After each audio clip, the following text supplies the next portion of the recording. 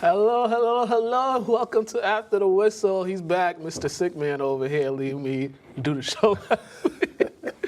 But he's back. I think he's healthy. Yeah, I'm good. He need a haircut. Look like a rough. Yeah, he need a haircut. He need a haircut. All right, we got a lot to talk about, and we're gonna get right into it. So, everything happens after we shoot the show. So last week I shot the show, and then what happens? Mr. Bob Kraft is in the news.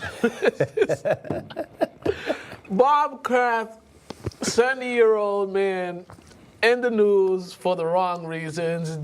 This is typical NFL. Usually we'd expect this from players, but this time it's the owners, and Bob Kraft was trying to get happy endings.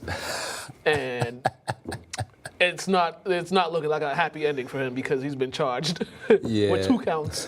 Yeah. Man, he should have stayed under the radar for a little bit after we won the Super Bowl. Like, he got to realize, like, you start supporting Meek Mill, start supporting everybody, and you a New England guy, like, the target's on your back now. They was waiting for Bob Kraft. I mean, and you go against the NFL. Like, come on, bro. Like, this wouldn't be so bad if the place that he went to get this happy ending, they weren't part of a sex trafficking. They were, if you want to do this, just go to Vegas. Go to Vegas or something or somewhere where it's legal. Or just have a little masseuse parlor in your home and have a couple masseuses on payroll. Or that you're worth $6.6 billion. Not that I'm counting your pockets, but you're worth $6.6 billion. Sure, you could find other ways to get what you want without you having to deal with law enforcement. Because now you got to deal with law enforcement. You got to deal with, basically you're being humiliated. Everybody's coming at you. Like, and you worth billions of dollars. Why do people even know you anyways? I'm not interacting with anybody. Like, what? Like, nah. My thing is, and you know what's crazy? Before the AFC Championship game, he was getting something polished before the AFC Championship game, and now you couldn't even wait a couple months after the Super Bowl. You went to Jupiter, Florida, out of all places too. Nothing good happens in Florida. I've said it 100 times. Nothing good happens in Florida. You should have just went to Vegas. What happens in Vegas stays in Vegas. You could have got your action there. Probably could have taken some home for to be on call. But now you got to deal with court and all this. It just doesn't look right. All for $40, right? It might have even been like 25. Like, come on, Mr. Kraft, man, you gotta be smarter than that. But he is human, though. He is human, and at some point, they like to act regular. Yeah. But that was a little too regular, brother. I don't know what Viagra he was taking, but come on, man. Come on, man. And you know what's the crazy thing is? From the reports I've seen, he's not even the biggest name that was in that. Yeah, they're hiding somebody. Yeah. Somebody big. Yeah. There's over 200 men that was charged in that scheme, and all of a sudden only Bob gets. Come on, like I told you, we had a target on our back for a long time now. Deflategate, all that nonsense, bro. Like. And I saw the list. I saw the list. They had a list of some of the people that they had on there. 24. I saw one guy was born in 1939. Whoa. Come on now. Come on now. He gonna die there. Come on now. You might. Just let him be. I think the biggest issue is that particular place is, with the sex trafficking that's the biggest issue. But come on, guys. Jupiter, Florida. Why don't you just go down Miami, South Beach? He don't got an assistant to do better research? Or even ask some of your players, because I know some of your players that know. I was laughing. I thought this was hilarious. This was hilarious. He's on his way out. He's on the later years of his life. Yeah, let the man be. Honestly, like let him live. Yeah, granted, the way he was it was wrong because he got to do some legal stuff there. But if you're gonna throw his name out there, you might throw the whole list. Yeah, and we just see how the NFL treats players when they would do something like this to how they would treat the owners, because it's not going to be the same type of energy. Not at all. But Mr. Kraft, stay off the Viagra, stay out them brothels with the sex trafficking, go to Vegas or something, man. Come on, man. $6.6 billion. He can build his own club in his basement. I can make. No, I'm just joking. Heck, you could even go on Instagram, man. You go on Instagram and you can find somebody. You know these girls on Instagram trying to get saved? Come on, Mr. Kraft. Use technology. Jeez. Try to get saved. Put the cape on. They want to be drafted. All right, and in other NFL news, the Oakland Raiders have agreed with the Oakland Coliseum to play the 2019 season there. Everybody knows the Raiders are moving. They're moving to Vegas. I believe 2020 season, they're going to be there. And I don't know, this is just, you would think they could have worked something out to keep them there. I mean, if you're going to have an agreement for them to play this upcoming season there for the whole year, you should have tried to do something to keep them there because the Raiders are a big part of that community. The Raiders kind of like when you think of Oakland, you think of silver and black. I'm a big Raider fan. I grew up a Raider fan, other than the Pats. But like you think silver and black, you think black hole, you think them crazy costumes that terrify people. Even though a lot of them people are regular 9-to-5 workers, doctors and lawyers and stuff, which is surprising. Read an article on the ESPN years ago, but yeah, you would think like just because the history it has there, John Madden, like the Raiders, the Raider organization is big. Yeah, I don't think the city fought hard enough to keep them there because it's like I don't think they wanted to use taxpayers' dollars to fund a new stadium for them. But like, I'm sure a lot of people don't like paying taxes for certain things, but I think the people in Oakland for a new stadium for their team, I think they would have mind paying a little extra something just to keep them there because it does build the community and it does employ a lot of people in that community. And I was reading also that the Oakland is suing the Raiders and the NFL. Yeah. For the move. Yeah. Something about how they went about. Yeah. And there's a chance they might have to play 2020 in Oakland if the stadium's not built. If the Vegas stadium isn't finished. Yeah, the facility's not where it should be. Yeah. So it's like you guys were so quick to talk about the move and get everybody out there. Now it's like you guys aren't really going anywhere. What's the point? Jumping the gun, I feel like. I don't think the NFL puts a lot of bright people in their offices and their communication because, if anything, if you would want to move a team to Vegas, move a team like the Jaguars to Vegas because nobody in Jacksonville actually cares about football. They don't. They were an expansion team. They can move out there to Vegas because, I mean, when I think of Jacksonville, Florida, I just think of old retired people. That's what I think of it. So I don't know why they would keep a team there because nobody's going there to watch the Jaguars. True. Yeah. And I'll be honest, like, yeah, you can put any team based in Vegas, they're gonna make money. Yeah. But you should take a team that has less history than the Raiders. Like the Raiders is up there with some of the most known. Yeah. You know what I mean? But another thing, this is kind of like the Raiders are one of those outlaw teams the NFL has never quite gotten along with because of Al Davis. Al Davis is probably the first owner to sue the league. I think he won. I'm not sure if he won. Probably did. He's public enemy number one. Yeah, he's been public enemy to the NFL since the Steelers thing, that catch in the 70s, that catch, Franco Harris catch. Okay. I don't really remember exactly, but I know you're talking about. Catch, because I mean there was some rules that happened that were broken in that catch, and Al Davis he was not happy. So, but the Raiders are moving. But they'll be in Oakland this season, which it should be interesting. We might need to go catch a game. We might. Have to, man. I mean, it's the way traveling is now. You damn near need to show a whole lot of stuff just to travel within the states. That's another story for another day. Oh, is it? Yeah. The Baltimore Ravens, they released Michael Crabtree. I think this was to save salary purposes. It wasn't because of lack of talent, but I think it was salary purposes.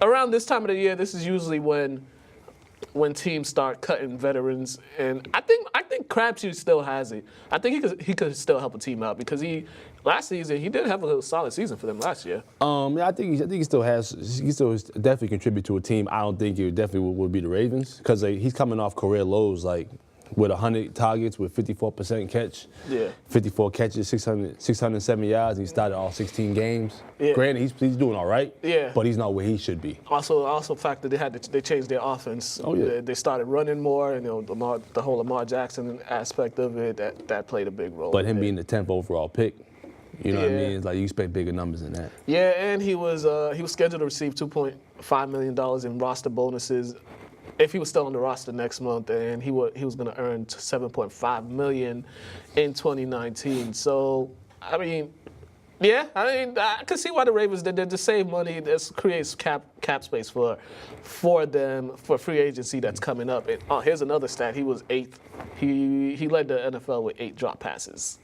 So it's one of them things. Good. Like it's one of them things based on how much they're paying him and his production. Didn't balance out. Yeah, So they had to get rid of him. Yeah, and this was after he said his contract was 21 mil, 3-year, 20 mil that he signed last March. So he'll be able to get some of that back. But I think somebody will pick him up. Yeah, some team will pick him up. A contender will probably pick him up. I mean, maybe the Pats will.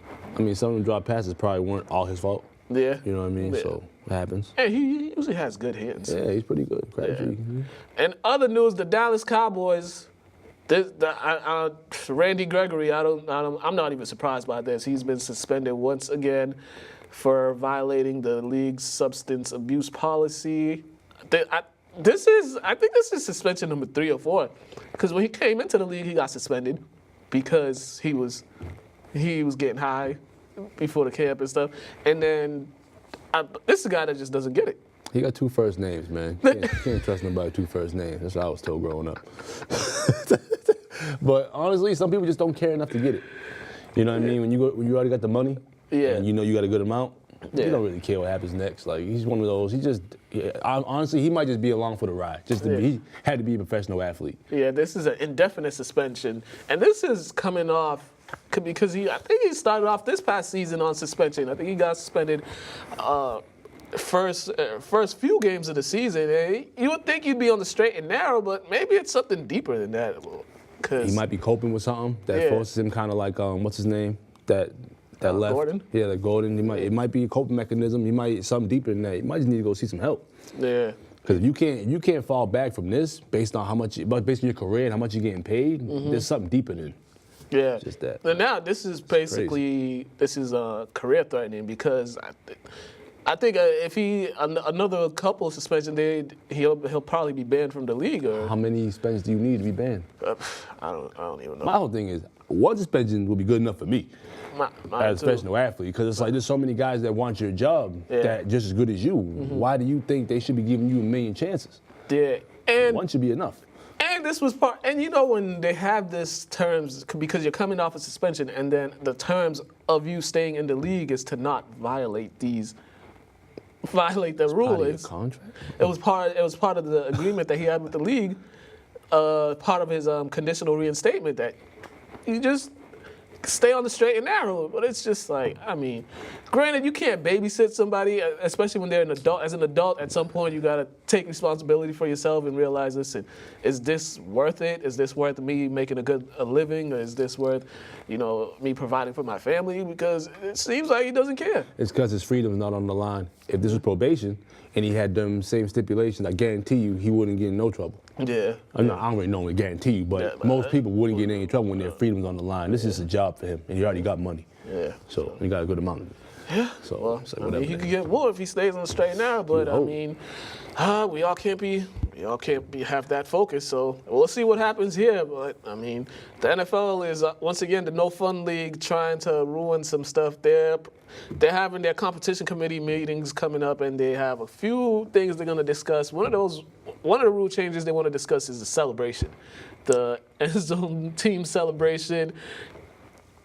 I like it. I like the team celebration aspect, but when you told me they said they're trying to bar players who aren't participating in the game, who are just out there in their sweats from joining the celebration, I was like, okay, I get it. Yeah. I mean, I feel like it might have been 1 or 2 guys that ruined it for the whole league, because I only see one clip of the guy from the Bengals that was injured, and he jumped on Julio Jones or somebody. No, not Julio Jones. What's his name? AJ Green. AJ Green for something. It's like, you're injured, stay on the sideline, and don't ruin it for everybody else, because they just brought back celebrating a couple of years ago. Yeah, especially team celebrations. Team celebrations was banned. Yeah, exactly. So it's one of them things, like, don't ruin it for everybody.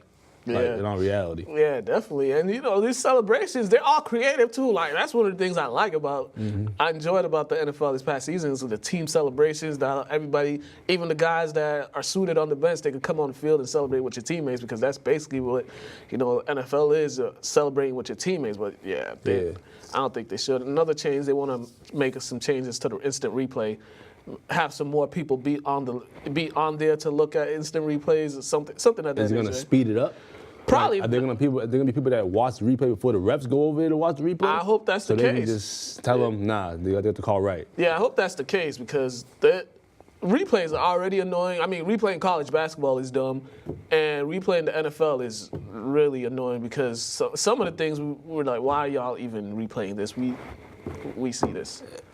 Especially like you know, replay plays that had to be, replayable, like touchdowns and certain penalties. But it's like, why are you paying these referees for? What are you paying them for if you're gonna question their every call? Almost. Yeah. You know what I mean? Like, allow these guys to be professional referees and control the game. I think they should replay everything.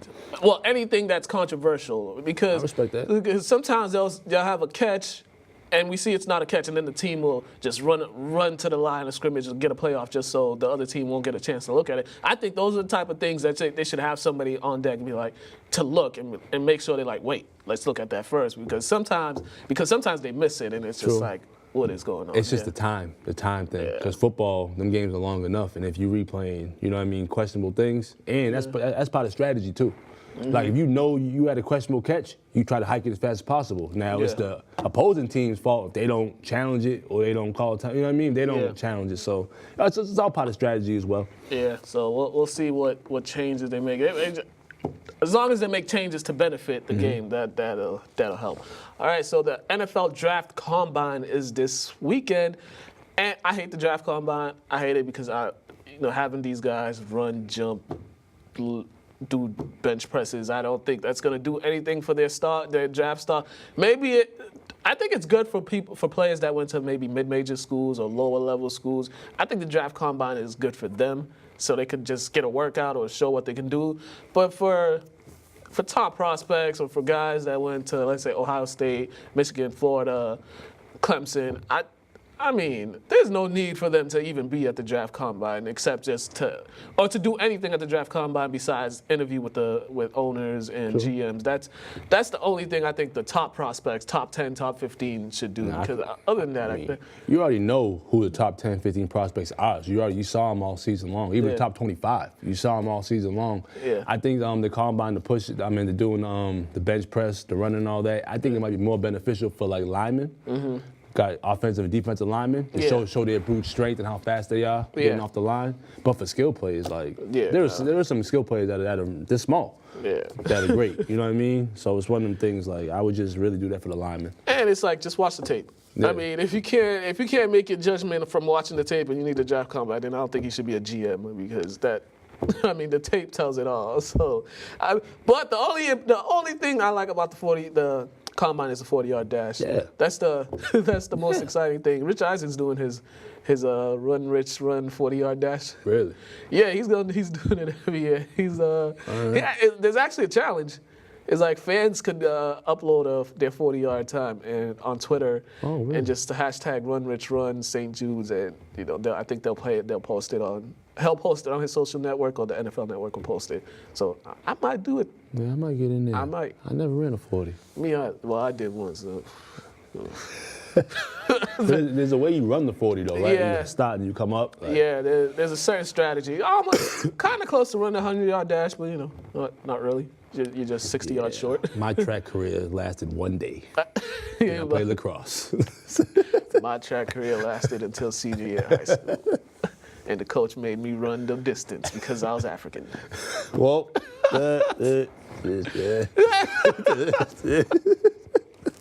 terrible assumption because I was not good at it.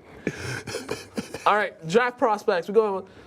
All right, so the draft is coming up shortly. We're going to take a look at some of these mock drafts and some of these draft prospects that these NFL analysts got. So on one, I'm looking at Nick Bosa. They have him going number 1. I'm going to just do the top 10, what I'm looking at here. So Nick Bosa, they have him going, this is the NFL Networks. Nick Bosa, number 1. Josh Allen, the defensive end from Kentucky at number 2. Rashawn Gary from Michigan, defensive end. Quinnen Williams, D-tackle from Alabama at 4. Clelin Ferrell, Clemson player. Clemson got a couple guys. Dwayne Haskins, number 6, quarterback. Cody Ford, another offensive tackle from Oklahoma. T.J. Hawkinson, tight end out of Iowa. Christian Wilkins, the tackle out of Clemson, them Clemson guys, and Byron Murphy, cornerback out of Washington. Those are the top 10 right now. So it's interesting. Did you say Jonah Williams? No, I did not. He's a Alabama guy. I just had I have another list up. Yeah. And he's like number 2 on it. So yeah, we're gonna see a lot of Clemson, Alabama players being drafted in probably the first 15 picks because there's a lot of talent going on, especially on the defensive side. And this might be a defensive loaded draft, but for quarterback, they're saying either Dwayne Haskins, Will Grier, or Kyler Murray for the number 1 pick. I think Dwayne Haskins. If you want to get a quarterback out first, I think Dwayne Haskins just because he's bigger than all of them. He can move and he got an arm too. So I think the Giants better take a good look at him because they need a quarterback badly. Yeah, hopefully. Yeah, we don't really know what the Giants are going to do.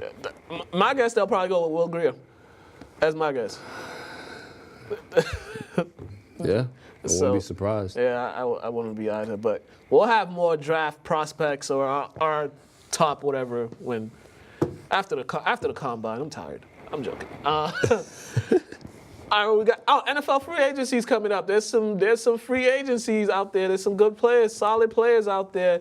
The biggest ones right now is Le'Veon Bell and where he's gonna go.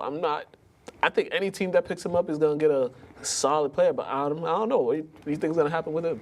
I don't know if I'm wrong or if I could have swore somebody mentioned the Eagles or something. I heard that too. On TV. I heard that. That's all I've heard. I've heard somebody mention the Eagles, but probably wouldn't be a bad fit for him. Yeah, I wouldn't be surprised because the Eagles, that was one of the things that hindered them last year. They didn't have a running game. Everybody was getting hurt.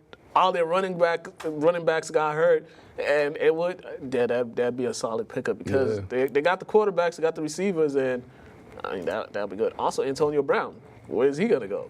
I haven't heard much of him at all, but I don't know where he would go. What do you think? It's because he's still under contract, Okay. but he's gonna get traded. I think he should go. I think he should go to the Panthers. I think the Panthers could use him. Yeah. Cam could use anybody right now. Cam could use him. That'll be a good pickup for him because they need a playmaker on the outside. They have some young guys that are pretty good, but I think if they get him, it'll be. Wasn't their most reliable receiver Olsen? Yeah. That's Cam's favorite target too. Yeah. Olsen and McCaffrey. Yeah, McCaffrey. Yeah. You definitely need another receiver. So it's gonna be good. But other free agents, so running back LeGarrette Blount is also out there. Kenyon Barner, C.J. Anderson, and not really a big Adrian Peterson. He still got it from what we saw last year. So I think he could still help a team out. And there's not really that many big name wide receivers. Tavon Austin, Cole Beasley, Calvin Benjamin, not guys that are going to change anything. So I think a lot of the stuff we'll see is defense because there's Landon Collins is out there. Okay. Ndamukong Suh's out there. Muhammad Wilkerson, Sheldon Richardson. So there's a lot of talent on defense. Ezekiel Ansah, Jadeveon Clowney. Okay. So I think defense is going to. Them names stuck out. Yeah. Popped out more than them offensive players. So. Yeah. So we'll see. DeMarcus Lawrence also in Dallas. Dallas, they got to pay. They're about to waste a whole lot of money on a lot of people because they can't pay everybody. So we'll see what's going to happen with them. And they're going to have to pay Dak at some point. This is the last year of that rookie contract, so they're going to have to pay him at some point. And we saw what Kirk Cousins got. Kirk Cousins set the market for quarterbacks for... He's finessing people. Yeah, for mediocre quarterbacks. So, at least Dak, he's won a playoff game. He can say that. So, he could use that to his advantage. Yeah, a little bargaining tool. Yeah, but, we'll see. All right, we're going to go to Craig. Craig had some thoughts on this whole Bob Kraft stuff, too. So we'll go to Craig, and we talk some more stuff coming up. Talk some NBA. What's up, everybody? Welcome to No Huddle, here on After the Whistle. I'm your boy, Craig. You might recognize me from my show, The Flex, where I talk about fantasy football. And today, I'm here on No Huddle to talk about Robert Kraft. Now, here's the thing. The man is 77 years old, right? He's 77 years old. He loses his wife. He's on his way to the Super Bowl. And he wants a little female companionship by way of transaction. and you're going to condemn the man, now go ahead and do that, because you know that the Patriots, whenever there's a scandal behind our name, we get that ring, baby. We get the ring. And if you think that the Patriots aren't going to dedicate a season to their owner, who's been persecuted for no other reason than he owns the greatest team in sports history. That's facts right there. Robert Kraft is only being persecuted because the Patriots won another ring. That's the only thing that makes sense to me. Like, he didn't hurt nobody. He didn't touch nobody. You know, he's not an evil man. You know, homeboy donates something like $400 million to charity over the time that he's owned the Patriots. He's a good dude. To stain his name, to try to bring him down by way of female companionship. First of all, the fact that, you know, paying for female companionship of a sexual nature is illegal, knowing that it is the oldest occupation in the history of the world, is ridiculous. How is it not legal already? It's stupid. And you know why it's not legal? Because the government can't tax it. You know what, Robert Kraft? I stand by you. I stand by you. You know what I'm saying? It's wrong. It's dumb. And nobody got hurt. The only thing that's being wasted, the only time that's being wasted is the taxpayers' dollars paying people to follow up this case. It is so stupid. But like I said, go ahead and do what you're going to do. Tom Brady going to be pissed. Bill Belichick going to be pissed. The entire Patriots nation going to be pissed. And then what we're going to do is we're going to turn around and we're going to shove it right down your throat. And we're going to come back out with another ring. Number 7. And then what you going to do? What are you going to do? You're going to call out somebody else. Bill Belichick's going to be, you know, engaging in cockfighting. You know, freaking Rob Gronkowski's going to have some, like, illegitimate kid. Like, what are you going to do? You know what I'm saying? You're going to say our cleats are too deep? What's going to happen next? I say you leave us alone. If you want us to stop winning championships, don't come after our people. Make your team better. Play better. Win more. Beat us. Stop being crybabies. Stop being lame and complaining and looking like sissies. Be men. Win championships. Stop coming after the Patriots, because we're just going to keep winning. And that's all we do, and that's all we ever going to do. So until next week, my name is Craig. This is No Huddle here on After the Whistle. Check out me on the Flex Wednesday nights at 9. But until then, Robert Kraft for life, baby. All right, thanks, Craig, and we back.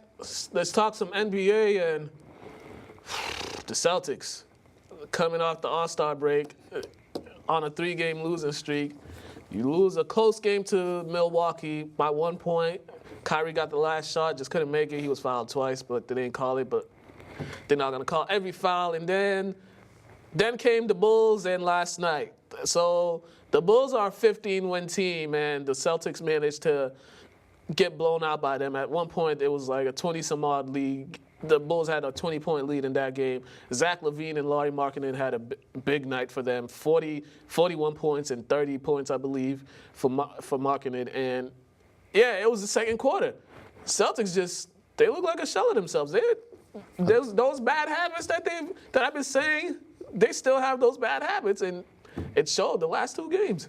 I could have sworn Markkanen had 40-something, too. I thought they both had 40. Maybe they did. I could be wrong, though. Could be wrong. I know they definitely had some highs. Yeah. They had some game highs. Yeah. Levine, that was my guy over there killing. Yeah. I mean, man, we saying this all year about the Celtics. They got too many players, and some of these players just don't want to fall back into their role where they need to win. Sometimes less is more. You'll get your money in the offseason when you get traded or when you become a free agent, whatever. Yeah. But right now, just do what the team needs for you guys to do to win. Seriously, and the problem is offense isn't the problem.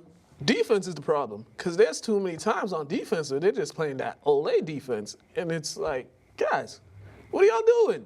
They'll just watch somebody go right by them, or nobody will rotate or help. And it's just the bad habits that they have, and then you'll see they'll pout or the body language isn't just there. It's just too much. And also when you're a great offensive team, because they are pretty good offensively, Yeah. like they got guys that can put it in the hole.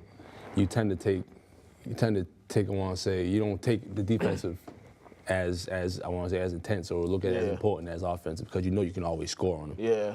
You know what I mean? And it's like on offensively too, they got some guys that, I don't know why they don't get to the basket more because they're athletic enough to take two dribbles and they're at the rim, but they want to settle for the 3-point shot too many times. And only one player on this team is actually a consistent 3-point shooter. Everybody else is not that. They'll make them, but how can they make 3 in a row, 4 in a row, 5 in a row? No. They got to just take what the defense gives them. Yeah. You know what I mean? Like, whatever they're giving you, take it and utilize it. You don't have to go to this analytic way of playing basketball and shooting 1,000,000 threes every game because that's not basketball. Yeah. Like head fake, pull-up jumper, get into the cup, get into the free throw line, back doors, simple basketball plays. Yeah. 99% of the world doesn't play like Steph Curry. He's one person. Yeah. So So they got a game tonight against the. This won't be easy against the Blazers, and you got two dogs at point guard coming in with Lillard and McCollum, and they added Cantor, who actually fits that team, coming off the bench. All he does is grab rebounds and play defense. He's just trying to stay in the U.S., man. Yeah, Enes Kanter is the first professional player I've ever heard that's been wanted by a foreign government. The Turkish government wants Enes Kanter. Like he's a wanted man by the Turkish government, and I've never seen that before. This is the first time I've seen any player. So All for expressing his American right. Yeah, and he ain't even American, which is sad. But yeah, Celtics, get your act together. Come on, they gotta finish the season strong. Y'all stressing me out. Lakers, another team. We're not even sure if they're gonna make the playoffs. The two injuries that's kind of derailed their season, LeBron missing those games, and who'd have thought Lonzo Ball's injury would have this much of an effect because he was their best defensive player. Lonzo, like 6'7", 6'8", point guard. It's just a tough cover. Yeah. He might not kill you offensively, but defensively, you can't even shoot over the man. You can't get free layups. He's just hard to get around. And with the Lakers, there's a lot of pouting. If you watch their games, you'll just see LeBron pouting when something happens on defense, and you see their body language, and it's just like, okay, this team got some big issues. And going on that losing streak when LeBron was out didn't help either because they were like third or fourth spot in the playoffs, and now they're 10th, 29-31 with so many games left. It's like this team's looking like they're going to be a 41-41 team, and I don't think that's not going to get you in the playoffs. Remember what I told you a couple weeks ago? Like as soon as LeBron got traded or talks about getting traded, they propelled the Lakers to be this stellar playoff team. I told you they lucky they get 7th AFC just because of his personnel. Yeah. His personnel is nothing like the personnel he's had on other teams before this. Like. He's basically playing with a bunch of rookies, basically, to be honest with you. And what we've seen with LeBron, he does well with shooters around him.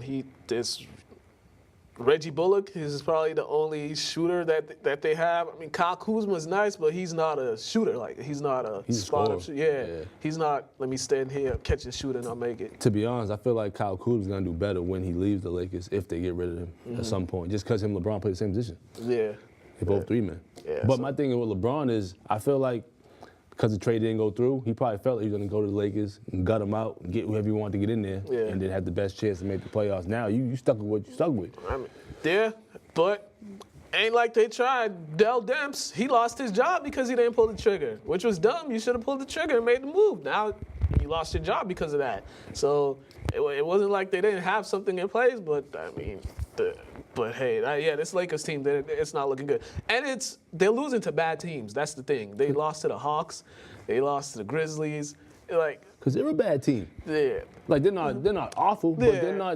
they haven't propelled that much from where they were last year. They got a better player, a couple better pieces, but they're still the same Lakers. Yeah, which is sad, but you would have thought with LeBron there things would change, but it looks like they just have a whole image issue right now. It's like a culture, the culture issue, because we saw it from Kobe Bryant's.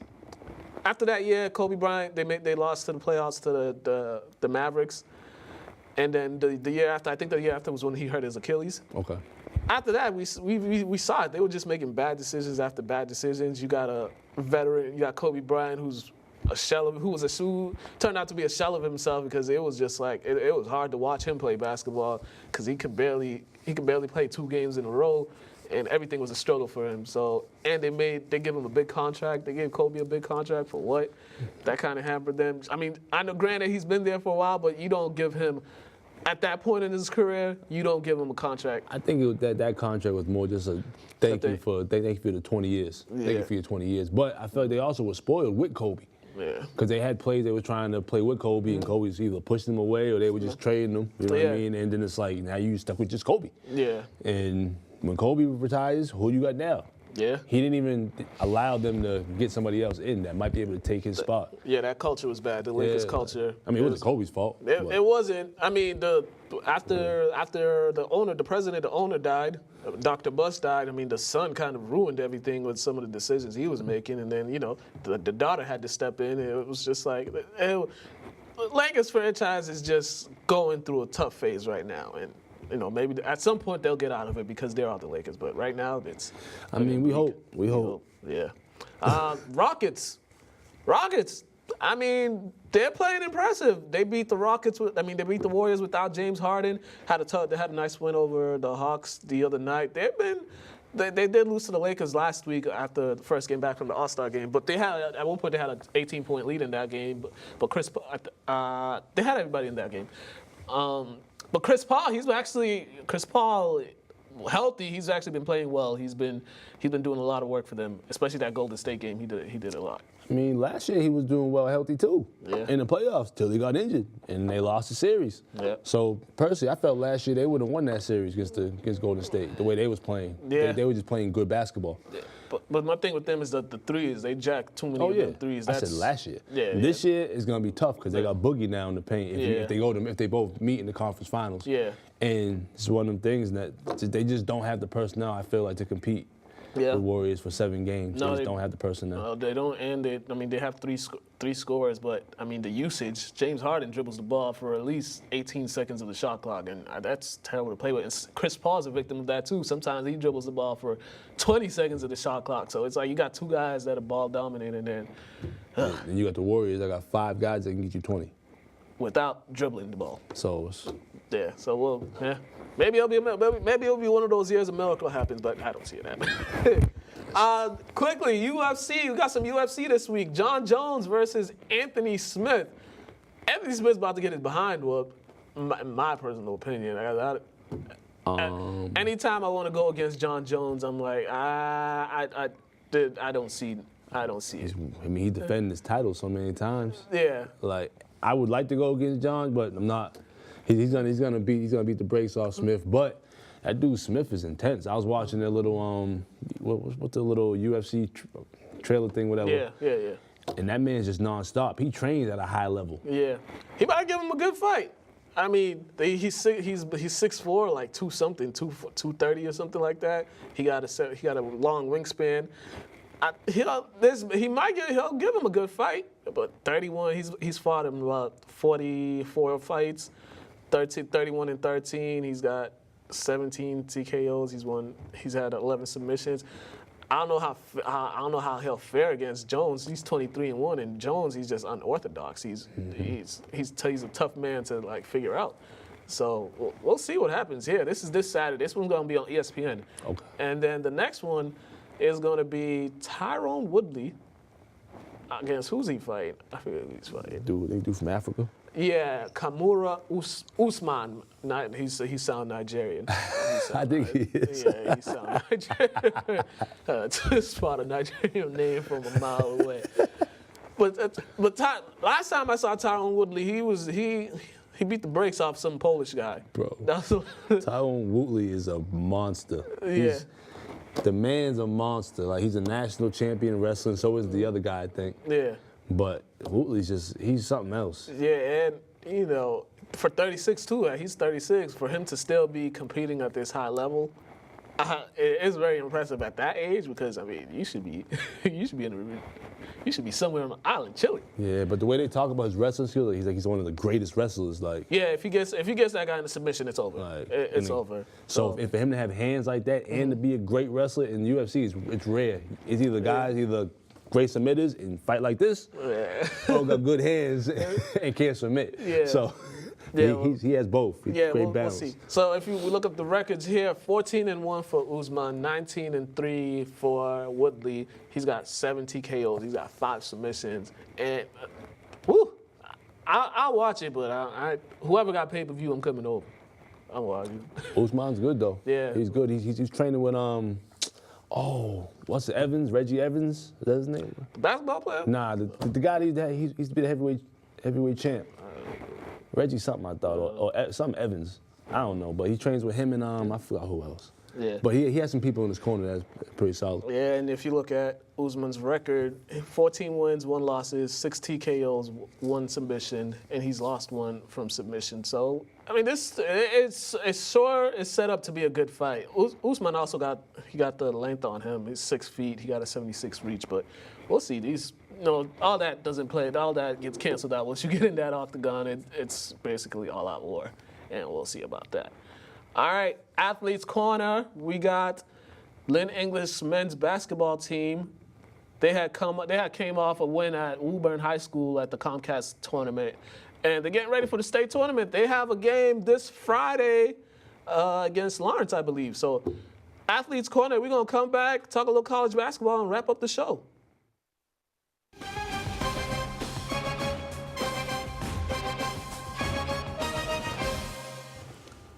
We got a packed house today. Lynn English is taking over our studio. The Bulldogs are here.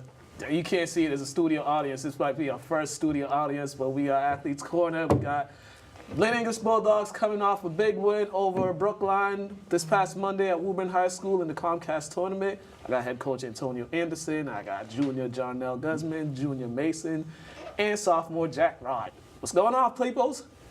What's good? Mad cool. What's going on? You guys just came off a big win, man. How's that feel, Coach? Felt good. I think the kids, they deserve it. They've been working hard all year, and we put ourselves on a platform to play some of the best teams around, and to be able to get out there and show people that kids in Lynn are good enough to play with anybody. So it's credit to them. They stepped up in the moment and made plays, and we walked away victorious. Big plays both games. Buzzer beater Sunday, game-clinching shot Monday. What was that like? It was good for us. But he's a tough kid. He's capable of making those type of plays, and was put in a position to make a shot and was able to make them both days. So we'll take it. Yep. Regardless of what the situation was. We have more points than the other team at the end of the day, and that's the whole goal of it. Yeah, definitely. John, I'll talk about those 2 shots. You didn't have quite the game that you wanted to have Monday. You didn't get in the rhythm, but you were still doing other things, and then you hit the big shot at the end. What was the going through your mindset? Well, first I saw him drop, and I know I could shoot, even though I had like an off day, and I just let it go, and it felt good. Now, talk about what you guys did on the defensive end, because you guys came out aggressive on them, playing defense, getting to the cup. What was the mindset you guys going? What did you guys see that you guys could take advantage from them? Because they had a little size, but you guys used your quickness against them. Yeah, we're like everyone in the team's fast and can play defense, and we just pressure everyone, and people get rattled. Yeah, Jack, you came out aggressive in that game, and then you had some big plays. They made a run to tie the game at 25. Then before the half, then you made a couple key shots to go into the half. Then down the stretch, you made some big shots and big defensive play. What was that for you? It was good because the coaches, they give me a lot of confidence, and they tell me to get in the lane and keep being aggressive like that. And what did you see from them on the defensive side? That I seen their zone was like wide, so I could like get in the gaps and like get to the hole. And the coaches, they drew it up for me. Hey, can you guys talk about the game Sunday? The game Sunday, you guys, the last possession they had, you guys played great defense majority of the shot clock, and they just found the guy wide open in the corner. What was that one? What was that one like? Just playing tough defense, and then they just make that shot. It's annoying, to be honest, because we had that good trap up top, and then I kind of shifted over to the middle, so the guy wouldn't dump it to the big in the middle, and then he like did some crazy pass, and he hit the shot. It's just annoying. Yeah, talk about your team's ability to stay calm during those times, because in both games you saw each team make a run, especially when Brookline, they put that half-court trap in there. Your team was able to withstand that. They was able to gather themselves and figure it out. Sometimes teams, they get a little overwhelmed when things like that happen. I honestly think, my coaches and myself, we limit ourselves from calling a lot of timeouts. As basketball players, we feel like we have a group of kids that can play through those type of moments. And in basketball, we talk about all the time, people are going to make runs. Well, that's what happened. I'm going to keep their composure, even though we made some turnovers, we made some plays that we were capable of making better plays and better decisions. But, they're a great group. They gathered themselves together and just made it happen. We just keep telling them, make plays, look at this, look at that. And they're all creative enough to do those things. So coaching those guys makes your job a little easier. And me yelling at them all the time, that's the hardest part. The basketball part's the easy part. And I think they understand that I'm gonna be on them and yell at them regardless. But in those moments, they're not afraid. So we really don't get too concerned or too worried about our team making a run at us. So just let them keep playing. Yeah. Now, can you guys talk about the importance of that when moving forward, because they were the #1 team coming into that game. They were undefeated. So what do you think the confidence level is for this group going into the state tournament? I think our confidence going to the tournament is great. We just took off the #1 team. We knew that coming in. I think it's just everyone on the team knows that, but we just can't get to our heads, so we got to keep our focus. And you guys seen how you match up with some other teams in the state. You guys did play the defending state champs a couple of weeks ago. And what did you get from that game? What did you see from your team? What did you guys see from each other in that game against Mansfield? We seen that we could compete against anybody, no matter the situation. We lost that game, but it's a learning experience. Definitely. All right, so state tournament coming up. You guys got a bye. You guys gonna have a bye for the first round, and then you find out who you play afterwards. So what's it gonna take for you guys to make that deep run?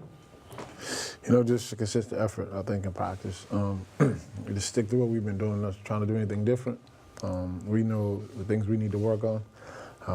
We're gonna see different defenses. We really don't think teams will play us man to man. So we know what zones will be throwing at us, the junk defense will be throwing at us. But we have the players to kind of help us out with that, because a lot of teams tried it and it really doesn't work, because all guys on the court they can make a play, make a shot. So we just got to stick to doing what we've been doing all year, working on our defense, talking on defense, sharing the ball, playing together, and we should be fine. All right, for you guys all played in the state tournament last year, didn't make the deep run. So individually, what's it going to take? Well, what are you guys doing to get mentally prepared for this run?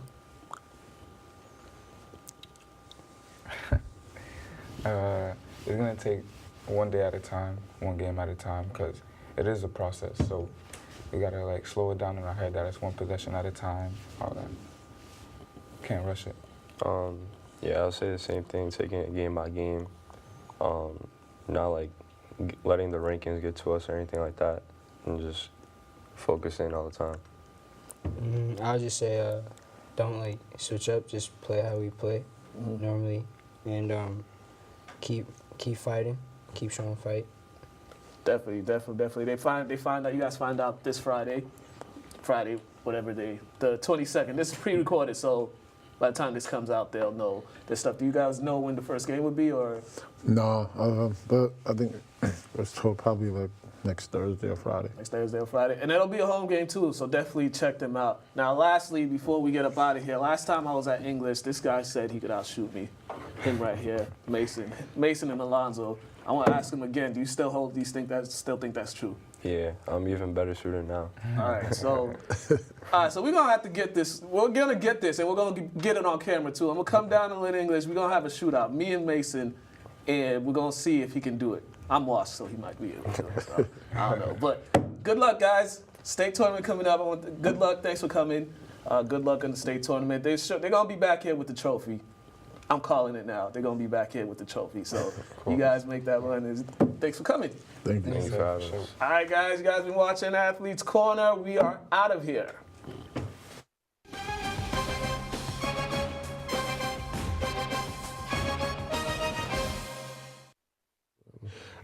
All right, and we back.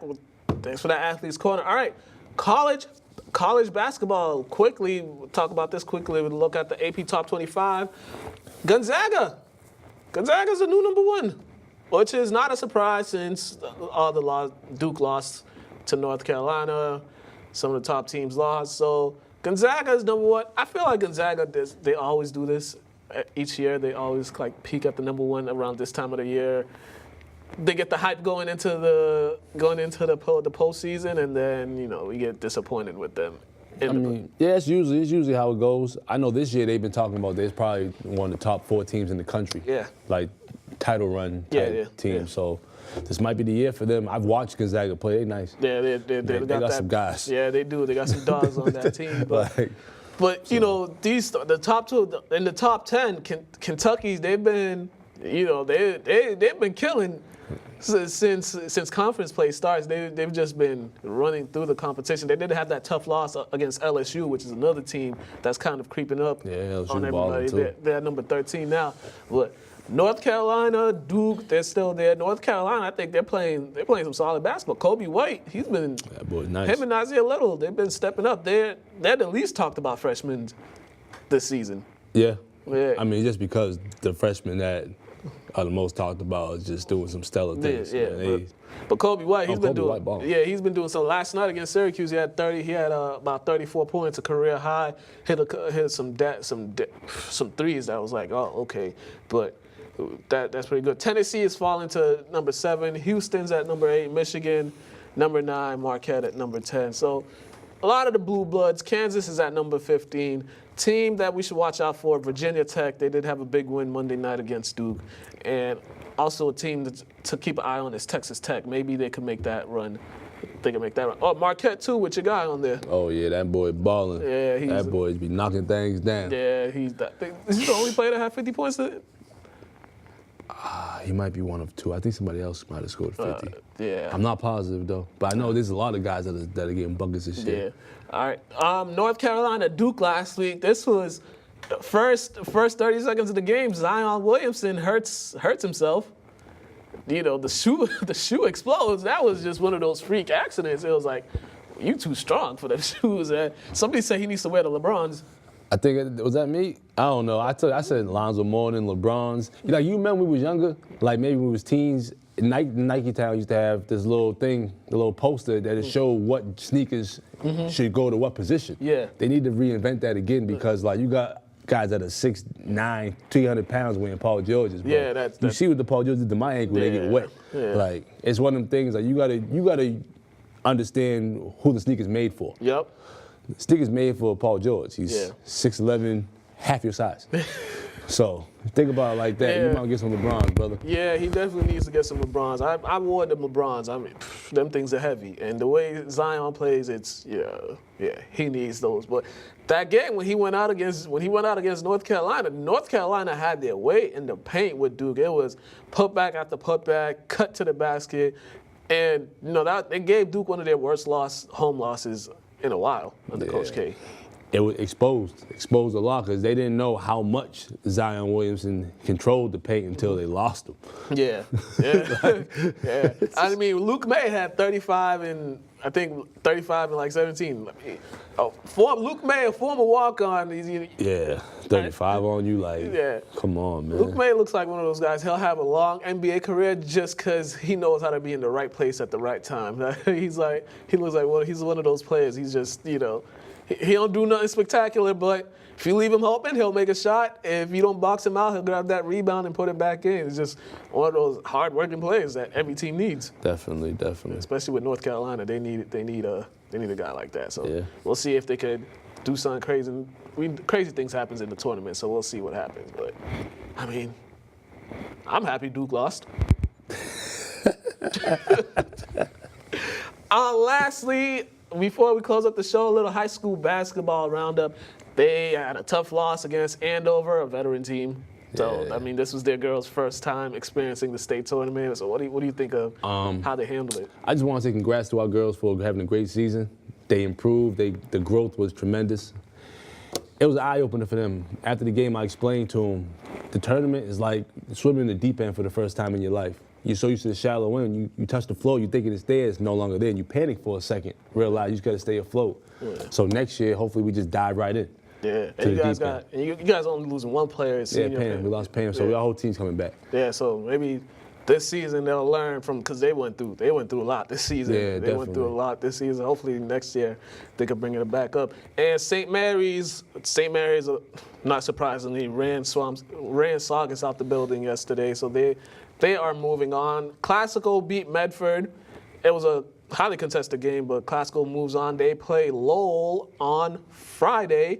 Lynn English boys, as I said before, they play Lowell Lawrence. They play Lawrence this coming Friday. It's at Lynn English, so go support them. And yeah, that's about it. I mean, it's state tournament time around here, so I mean, go out there and support your school, support the kids, and just get behind them. I told the Lynn English boys players that they're gonna win the state title. I put that pressure on them, so I think they can handle it. All right, we out of here. For Captain Lightskin and myself, we'll see you guys. Next week. Yo, my birthday's Monday. I might not come to work. Oh, snappy Davis. I'll be here. Oh my God, look at me.